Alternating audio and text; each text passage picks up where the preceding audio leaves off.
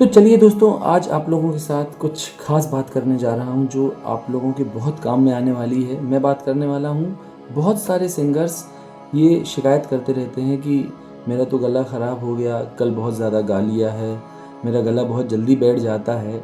देखिए, आप लोगों के लिए कुछ ख़ास टिप्स बता रहा हूँ, आप लोग चाहें तो नोट भी कर लीजिए।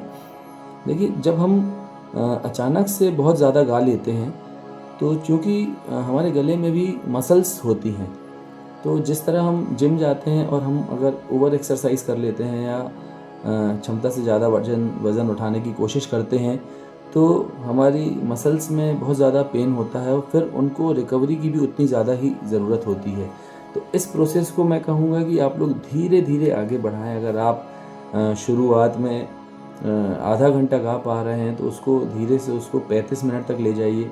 35 मिनट से फिर 40 इसके बाद आप लोग धीरे-धीरे करके बढ़ा सकते हैं। रोज़ आप लोग 2 से 3 मिनट बढ़ा सकते हैं और उतना ही ज़रूरी है आप लोगों को गले को रेस्ट भी देना है, क्योंकि ये मसल्स होती हैं और इन्हें रिकवरी की बहुत ज़्यादा ज़रूरत होती है और इन्हें रिकवरी के लिए मेरे ख़्याल से सोने से ज़्यादा अच्छा आप सो जाइए। उसमें आपका गला बहुत बहुत जल्दी रिकवर करेगा। और मान के चलिए, आज ही आप लोगों का शो है और आपका गला बहुत ज़्यादा बैठा हुआ है।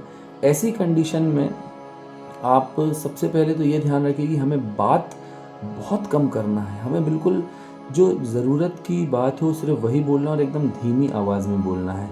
पूरे दिन आप गले को रेस्ट मोड पे रखिए, क्योंकि अगर आपको आज ही शो करना है, शाम का शो है या रात का शो है, पूरे दिन आप गले को रेस्ट मोड पे रखिए और कुछ चीज़ें खाने से आपको परहेज़ करना है। हालाँकि सभी को पता होगा, लेकिन फिर भी मैं आप लोगों को रिपीट कर रहा हूँ।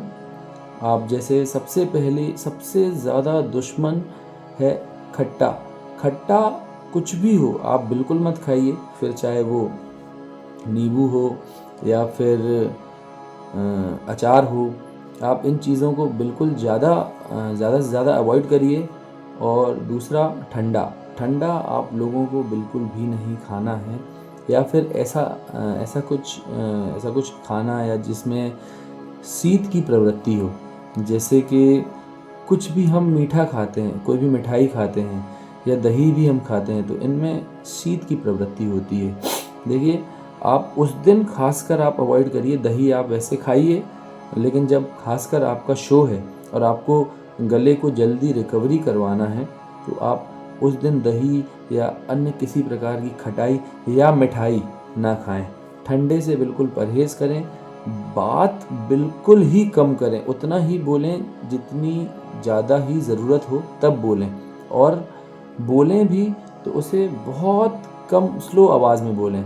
इसके बाद अगला जो ख़ास आपको टेक्निक बताने जा रहा हूँ वो ये है कि आप लोगों को लगता होगा कि हम अगर बोल रहे हैं तो हम ऐसे बोलें, ले आओ, या फिर इसकी जगह आपको आवाज़ को ऊंचे सुर में बात करना है, लेकिन वॉल्यूम कम रखिए। जैसे, हाँ भले वो ले आओ, हाँ मैं वो खा लूँगा। इस टोन पे आप बात करिए, तो इसमें गला ज़्यादा जल्दी आपकी रिकवरी करेगा, ना कि भारी आवाज़ में बोलने से। और ये मैंने किसी बहुत बड़े उस्ताद से सुना और वही सुन के आप लोगों को बता रहा हूँ कि अगर आप लोगों का कल शो है या आज ही आप लोगों को शो करना है, तो आप लोगों को प्रैक्टिस लगभग छोड़ देना चाहिए। आपको 1-2 दिन प्रैक्टिस बिल्कुल छोड़ दीजिए। आपने जो पुराना रियाज़ किया हुआ है वही काम में आने वाला है। हाँ, गाने से पहले, स्टेज पर जाने से पहले आप थोड़ा सा वार्म अप जैसा आप कर सकते हैं। वार्म अप करना एक्चुअली ज़रूरी है। वार्म अप किए बिना आप उतरेंगे तो आपका गला एकदम से काम करेगा नहीं। ये बहुत बहुत बहुत इम्पॉर्टेंट टिप है आप लोगों के लिए, इसको नोट डाउन कर लीजिए।